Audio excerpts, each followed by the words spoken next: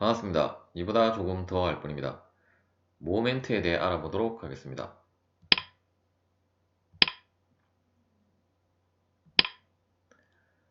역학에서 모멘트는 회전하는 회전력을 의미하게 됩니다.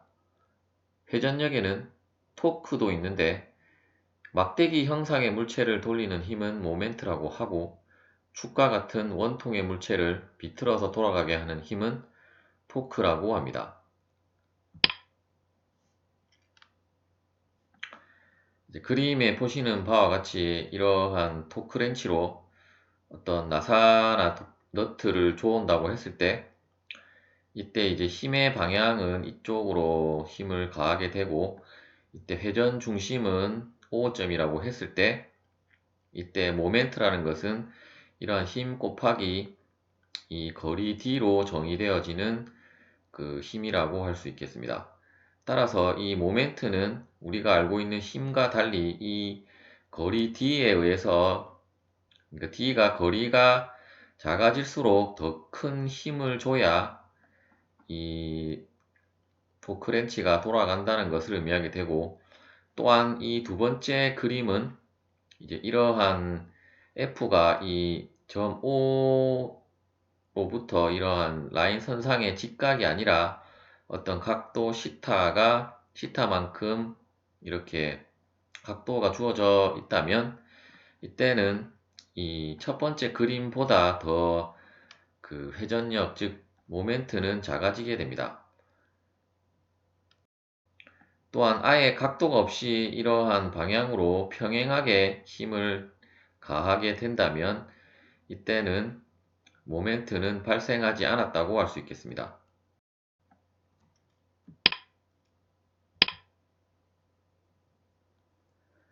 스칼라 포뮬레이션에 대해 알아보도록 하겠습니다. 이제 스칼라 포뮬레이션이라는 것은 일단 이 모멘트를 이제 스칼라 양으로만 한번 알아보겠다는 의미가 되겠는데 이제 이러한 회전 중심 O로부터 어떤 거리가 D만큼 직각거리가 D만큼 떨어진 곳에 이러한 힘 F가 작용한다고 했을 때 이때 이 모멘트의 크기는 이제 이러한 힘 곱하기 이러한 직각거리 D로 정의가 되어지게 되고 이때 단위는 뉴턴 미터를 사용하게 됩니다. 또한 방향은 이러한 오른손 그 법칙에 의해서 이 4개의 손가락이 이렇게 감는 방향을 이렇게 돌아가는 방향이라고 한다면 이제 엄지손가락이 가리키는 방향이 이제 모멘트의 축, 즉 이러한 모멘트의 방향이 되겠습니다. 특히 이러한 모멘트에서 나오는 이러한 모멘트의 방향을 나타내는 벡터를 이제 수도 벡터라고도 하고, 즉 어떤 크기는 크게 그 크기에 대해서는 의미가 없는 벡터라는 의미가 되겠고, 또한 모멘트는 우리가 통상적으로 이러한 식으로 그 회전한다고 해서 이러한 식의 노테이션을 사용을 하는데 또 어떤 책에는 이렇게 화살표를 2개를 해서 어떤 모멘트의 방향을 그 모멘트라는 것과 모멘트의 방향을 나타내는 경우도 있겠습니다. 또한 이러한 식으로 여러 개의 그 모멘트가 있을 때 이러한 모멘트의 합력은 그 각각의 모멘트의 값을 이러한 스칼라 연산을 한 것과 같은 결과 값을 가지게 됩니다. 즉 통상적으로 우리가 그 모멘트의 방향은 이제 반시계 방향을 플러스로 하고 있는데 이제 이러한 식으로 F의 D1은 이러한 식으로 모멘트 M1이 될 것이고 마찬가지로 이런 F2에 대한 모멘트 M2, F3에 대한 모멘트 M3가 있다면 결국 그 이쪽이 플러스라고 한다면 이제 M1 마이너스 M2 플러스 M3가 되게 되고 그러한 각각의 M1의 값 값을 이 크기 공식에 의해서 F1 D1 마이너스 F2 D2 플러스 F3 D3로 이 최종적인 스칼라 값이 이러한 모멘트의 그 합력이 되겠습니다.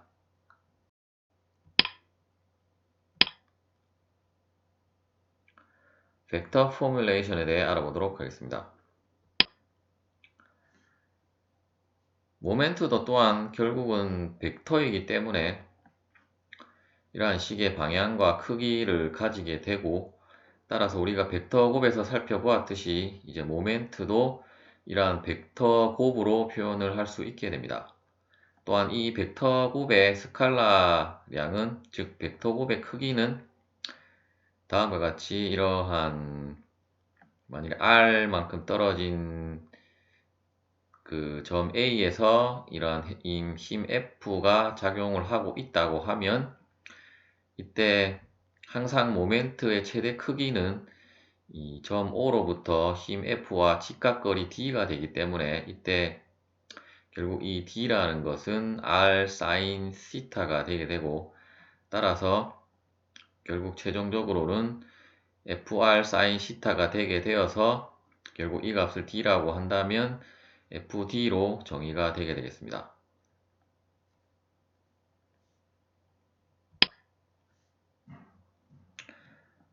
또한 어떤 점 O에 대해서 이러한 그 운동의 그 작용선상이 이러한 식으로 있다고 하고, 이때 이러한 작용선상에 이동할 수 있는 벡터는 슬라이딩 벡터가 되겠고, 이러한 슬라이딩 벡터가 어떤 임의의 방향에 위치해 있다고 한다면 결국 이 점 O로부터 R3, R2, R1은 앞서 살펴본 이 벡터 곱의 정의에 의해서 결국 이 D 값은 모두 같기 때문에 결국 이러한 그 FR3, FR2, FR1에 대한 이러한 벡터 곱들은 모두 같은 값을 가지게 됩니다. 이러한 것을 바로 힘의 전달성의 원리라고 합니다. 이러한 힘의 전달성의 원리는 항상 벡터는 슬라이딩 벡터이고, 이러한 슬라이딩 벡터가 작용하는 물체는 강체라는 점을 유의하시기 바라겠습니다.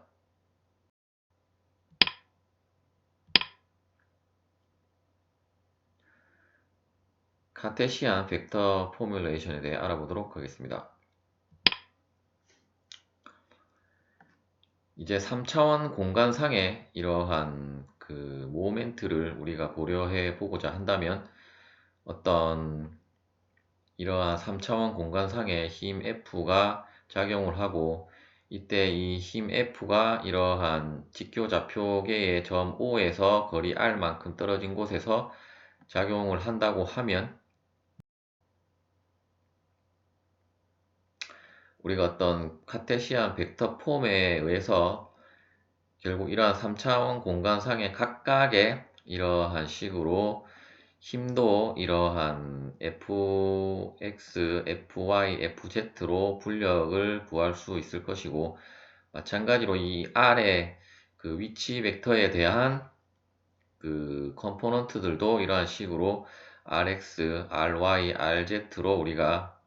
그 컴포넌트 벡터들을 그 컴포넌트 벡터들로 분해를 할 수가 있을 것입니다. 또한 이 벡터 곱을, 모멘트는 이제 벡터 곱으로 정의가 되게 되는데, 이때 이제 3차원 공간상에 이러한 모멘트는 이제 이러한 식으로 행렬식으로 표현을 하게 되고, 따라서 이러한 행렬식을 이제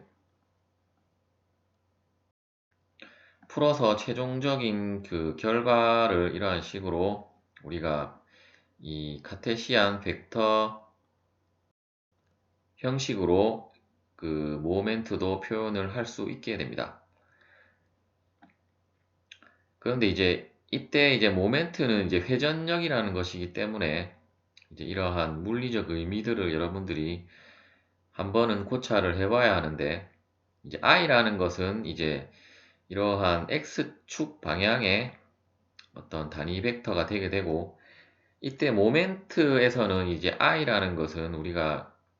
이러한 힘이나 위치 벡터에서 살펴보았던 어떤 단위 벡터라고 하기보다는 이제 모멘트에서 i는 이 x축을 의미하게 되고, 따라서 이때 이 x축에 대해서 각각의 이제 모멘트들을 살펴보면, 일단 이 fx 같은 경우는 이 축 방향과 평행한 방향이기 때문에 의미가 없어지게 되고, 따라서 남는 fy와 fz만 힘이 의미가 있게 되는데, 이때 이제 앞서 살펴본 힘의 전달성의 원리에 의해서 이제 이러한 식으로 작용선상의 어떤 임의의 벡터들은 모두 같은 값을 가지게 되므로, 만일에 이 점 A로부터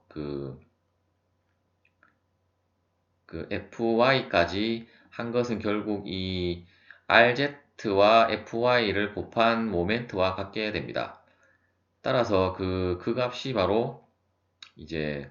rz 곱하기 fy가 되게 되는데, 이때 방향은 이제 반시계 방향을 플러스라고 하면, 이때 이 fy 같은 경우는 이제 이 점 O에서 이 x축을 기준으로 이제 이러한 식으로 돌아가기 때문에, 이제 시계 방향으로 돌기 때문에 마이너스 기호가 붙었고, 이제 마찬가지로 FZRY 같은 경우는 이제 이러한 시계 반대 방향으로 돌기 때문에 이제 RY, FZ로 표현을 하게 되어서, 결국 이 최종적인 이 두 개의 값을 연산한 값이 이제 이 X축에 대한 최종적인 모멘트 값이 되겠습니다. 결국 이러한 카테시안 폼으로 나타낸 것은 각각의 축에 대한 모멘트를 나타낸 것이라고 보면 되겠습니다.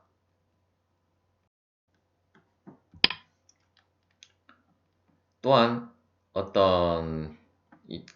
앞서 살펴본 것은 이제 하나의 힘에 대해서였는데, 이제 여러 가지 힘이 이러한 식으로 분포가 되어서 어떤 모멘트를 발생을 시킨다고 하면, 이때도 마찬가지로 이제 카테시안 벡터 포뮬레이션에 의해서 이 카테시안 형식을 빌려서 각각의 모멘트를 구해서 각각의 성분별로 이제 연산을 하게 되면 최종적인 모멘트의 합력을 구할 수 있게 됩니다. 이제 그러한 것을 이제 시그마 기호를 사용해서 이제 이러한 식으로 표현한 것이 되겠습니다.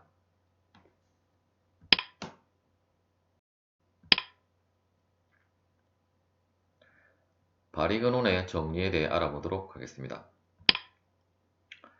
프랑스의 수학자 바리뇽, 통상적으로 이제 바리그논이라고 많이 사용하는데, 이제 프랑스어기 때문에 이제 원어로 발음을 하면 바리뇽이 되겠고, 이제 이 사람이 고안한 정리로 일단 그림을 보면서 설명을 드리도록 하겠습니다.